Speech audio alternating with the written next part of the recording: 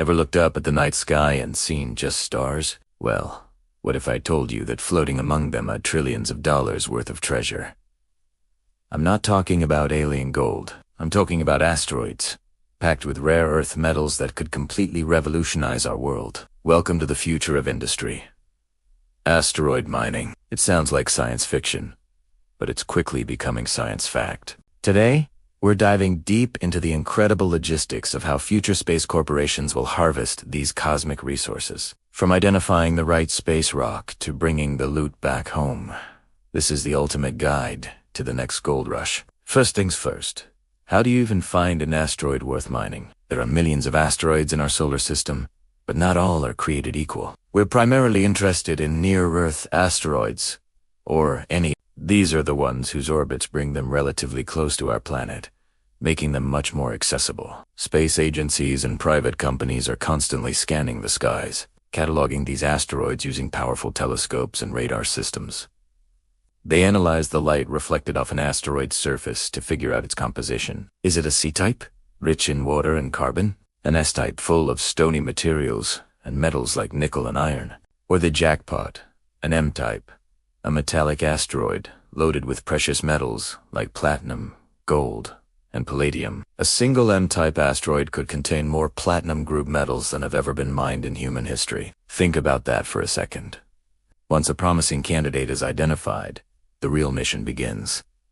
The first step is prospecting. When they just sent $1 billion mining rig to an asteroid, you've only seen through a telescope. So, you send a smaller, faster probe. This scout vessel will rendezvous with the asteroid, enter its orbit, and perform a detailed survey. It will use advanced sensors, spectrometers, and ground-penetrating radar to map the asteroid's surface and internal structure. This creates a 3D model, showing exactly where the most valuable deposits are located. It also checks for potential hazards, like unstable terrain or loose debris. This prospecting phase is crucial. It's like creating a treasure map before you send out the treasure hunters. It minimizes risk and maximizes the potential return on an incredibly expensive investment. With the treasure map in hand, it's time to send in the heavy machinery. But what does an asteroid mining operation actually look like? Forget a crew of rugged space miners with pickaxes. The entire process will be almost completely automated, run by advanced robotics. There are several proposed methods for extraction. One popular idea is surface mining. For this, robotic vehicles would land on the asteroid. These aren't your typical rovers. Imagine rugged, multi-limbed machines that can anchor themselves to the low-gravity surface. They would use drills, lasers, or specialized excavators to scrape or cut away the regolith, a loose layer of dust and rock on the surface. This collected material would then be transported to a processing unit. Another fascinating concept is shaft mining, for getting at resources buried deep inside. A robot would drill a central shaft into the asteroid. From there, it could either send smaller bots into tunnels or use powerful magnetic rakes to pull metallic fragments toward the central shaft for collection. But what if the asteroid is just a big, solid chunk of metal? Some have proposed a Hitan chisel method, where lasers superheat a section of the asteroid, and then a robotic arm chisels off the softened material. The low-gravity, vacuum environment of space presents unique challenges, but it also offers unique solutions that wouldn't be possible here on Earth. Now, you have a giant pile of space rock. What's next? Bringing it all back to Earth would be ridiculously expensive and inefficient. The real game changer is on-site processing. The mining operation will include a mobile refinery. This is where the magic happens. The raw ore is fed into this processing unit, which might use techniques like magnetic separation to pull out the iron and nickel. For more complex materials, it could use a process called electrolysis, using electricity to separate different elements. A key resource here is water, which can be found in seep-type asteroids. Water can be split into hydrogen and oxygen, providing not only breathable air for potential future humidity outposts, but also the fundamental components for rocket fuel. This is a huge deal. It means you could refuel your spaceships right there at the asteroid belt, creating a network of cosmic gas stations.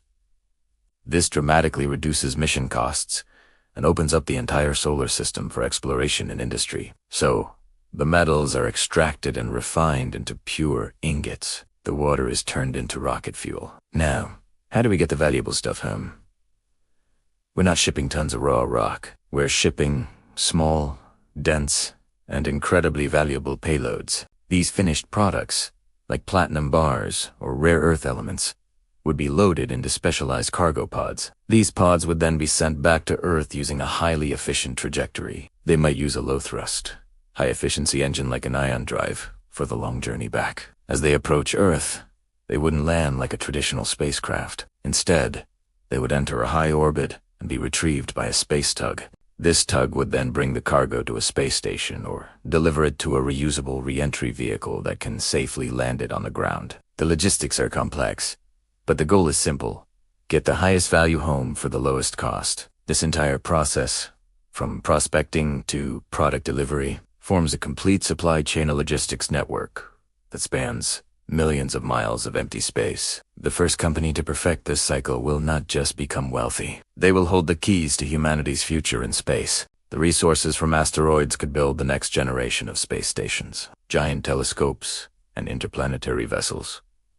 The rare earth metals would fuel our green energy revolution back on Earth, providing the materials needed for electric cars, wind turbines, and advanced electronics, all without the environmental cost of terrestrial mining. It could lead to an age of post-scarcity, where resources are abundant and accessible to all. Of course, the challenges are immense. The initial investment is astronomical, running into the billions or even tens of billions of dollars. The technology for autonomous, self-repairing robots that can operate for years in deep space is still in development. And then there are the legal questions. Who owns an asteroid?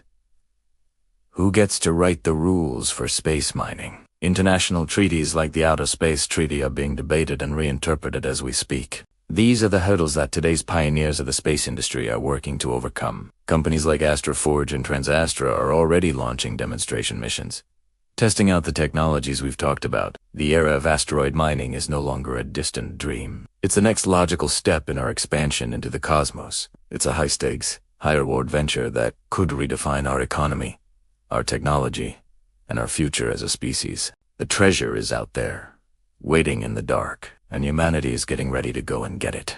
What do you think is the biggest challenge for asteroid mining? Let me know your thoughts in the comments below. Thanks so much for watching.